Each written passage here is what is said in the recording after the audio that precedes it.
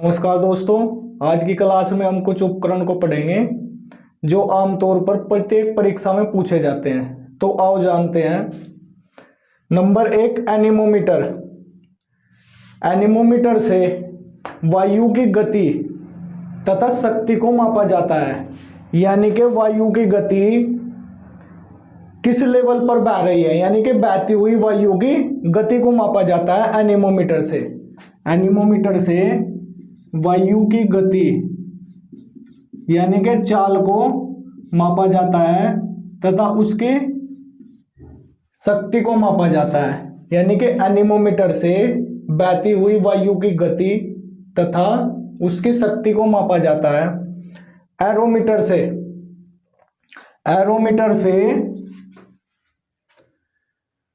हवा तथा गैस का भार तथा घनत्व मापा जाता है। एरोमीटर से वायु तथा गैसों का भार यानी कि वेट तथा घनत्व यानी कि डेंसिटी मापा जाता है। तो एनीमोमीटर से तो वायु की गति मापी जाती है, जबकि एरोमीटर से वायु तथा गैसों का भार तथा घनत्व मापा जाता है। ब्यूफोर्ट स्केल पर यह एक प्रकार का पैमाना होता है।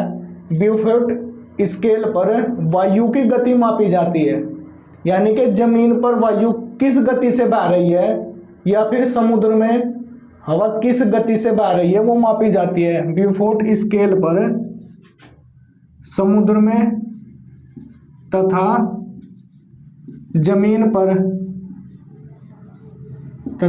पर वायु की या हवा की गति यानी कि चाल मापी जाती है। तो ब्यूफोर्ट स्केल पर क्या मापा जाता है? वायु की गति मापी जाती है। मैनोमीटर से गैसों का दाब मापा जाता है। मैनोमीटर से गैसों का दाब यानी कि प्रेशर मापा जाता है। तो वो आप अंतर समझे, एनीमोमीटर एरोमीटर में क्या अंतर होता है, ब्यूफोर्ट स्केल पर क्या मापा जाता है तथा मैनोमीटर से किसी गैस का दाब मापा जाता है।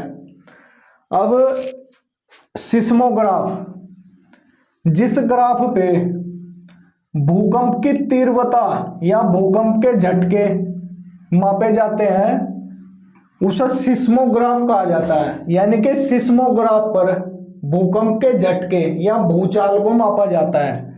सिस्मोग्राफ पर भूकंप के झटके या भूकंप को मापा जाता है। इसी प्रकार रिएक्टर स्केल पर भी भूकंप के झटकों को मापा जाता है। यह एक पैमाना होता है जिस पे 1 से लेकर 9 तक अंक होते हैं, यानी कि वे अंक ही प्रदर्शित करते हैं कि किसी जगह पर कैसा भूकंप आया है, हल्का भूकंप आया या भारी भूकंप आया, तो वो रिएक्टर स्केल पर ही मापा जाता है। तो रिएक्टर स्केल से क्या मापा जाता है? भूकंप के झटके मापे जाते हैं, और सिस्मोग्राफ पर भी भूकंप के झटके मापे जाते हैं। अब अगला कैरोटोमीटर। कैरोटोमीटर से सोने की शुद्धता, सोना यानी कि गोल्ड, सोने की शुद्धता मापी जाती है। सोने की शुद्धता मापी जाती है। 1 कैरोट बराबर होता है 205.3 मिलीग्राम। 205.3 मिलीग्राम के बराबर होता है 1 कैरोट। अब स्टेथोस्कोप,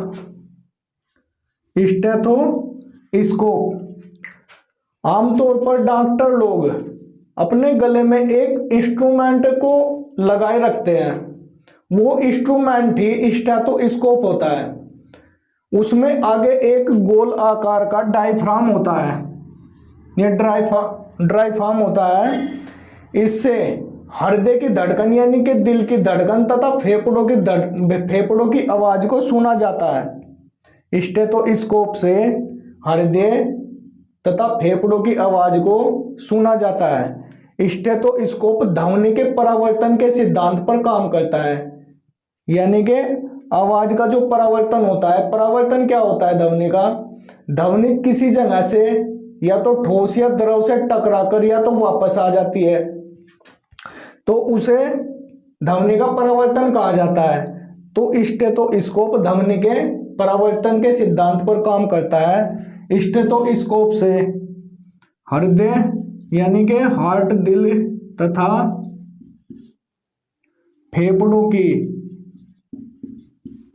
की आवाज को सुना जाता है।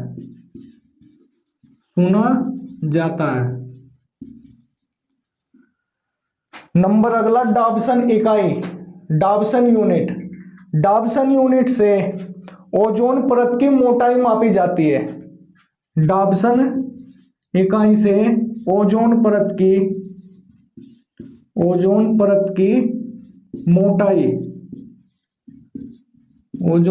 की मोटाई मापी जाती है।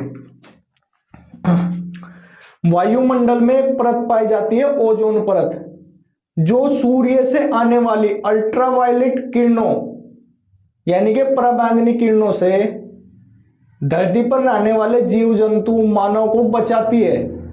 यानी कि अगर ये ओजोन परत ना हो तो पृथ्वी पर सूर्य की अल्ट्रावायलेट किरणें आ जाएंगी तथा प्रत्येक जीव जंतु, मनुष्यों को फेफड़ों के कैंसर, चर्म रोग बहुत ज्यादा मात्रा में हो जाएंगे। तो ये जो ओजोन परत होती है, ये सूर्य की अल्ट्रावायलेट किरणों से हमें बचाती है। तो इसकी मोटाई यानी कि ओजोन परत की मोटाई डॉप्सन इकाई से मापी जाती है। अब अगला, पॉलीग्राफ मशीन। आपने कई फिल्मों में देखा भी होगा कि एक झूठ पकड़ने की मशीन होती है। कोई भी एविडेंस होता है, वो सच बोल रहा है या झूठ बोल रहा है, उसका पता लगाने के लिए एक मशीन होती है जिसे पॉलीग्राफ मशीन कहा जाता है। उससे पता लगा जा सकता है कि संबंधित एविडेंस यानी कि साक्ष्य झूठ बोल रहा है या सच बोल रहा है। जैसे अभी कुछ समय पहले जोली LLB 2 मूवी आई थी अक्षय कुमार की, उसमें एक एविडेंस के उसमें दिखाया गया है पॉलीग्राफ मशीन के बारे में कि वो एविडेंस झूठ बोल रहा है या सच बोल रहा है। तो पॉलीग्राफ मशीन से झूठ का पता लगाया जाता है, झूठ का पता लगाया जाता है, यानी कि झूठ बोलने वाले का कि संबंधित एविडेंस झूठ बोल रहा है या सच बोल रहा है, इसका पता लगाया जाता है पॉलीग्राफ मशीन से। अब कुछ आविष्कार तथा उनसे संबंधित वैज्ञानिक। नंबर 1, थर्मस फ्लास्क की खोज डेवर या डीवार नामक वैज्ञानिक ने की है। थर्मस फ्लास्क यानी कि थर्मस बोतल जिसमें आमतौर पर गर्म पानी गर्म रहता है तथा ठंडा पानी ठंडा रहता है, वो थर्मस फ्लास्क या थर्मस बोतल होती है। इसकी खोज डेवर नामक वैज्ञानिक ने की थी। अब नंबर 2, नियोन लैंप की खोज जॉर्ज क्लाउड नामक वैज्ञानिक ने की है। नियोन लैंप की खोज जॉर्ज क्लाउड नामक वैज्ञानिक ने की है। नियोन लैंप क्या होता है? इसमें एक लैंप होता है, नियोन लैंप में एक लैंप होता है जिसमें 2 इलेक्ट्रोड होती है, इन इलेक्ट्रोड में नियोन गैस को कम प्रेशर पर यानी कि कम दाब पर भरा जाता है और इसमें करंट यानी कि धारा प्रवाहित करने पर ये इलेक्ट्रोड या ये लैंप नारंगी प्रकाश उत्पन्न करते हैं, यानी कि नारंगी लाइट उत्पन्न करते हैं ये इलेक्ट्रोड, जिसमें नियोन गैस भरी जाती है। इस नियोन लैंप का प्रयोग हवाई जहाजों को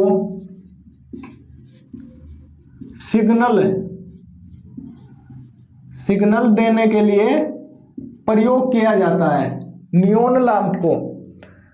अब ट्रैक्टर की खोज रॉबर्ट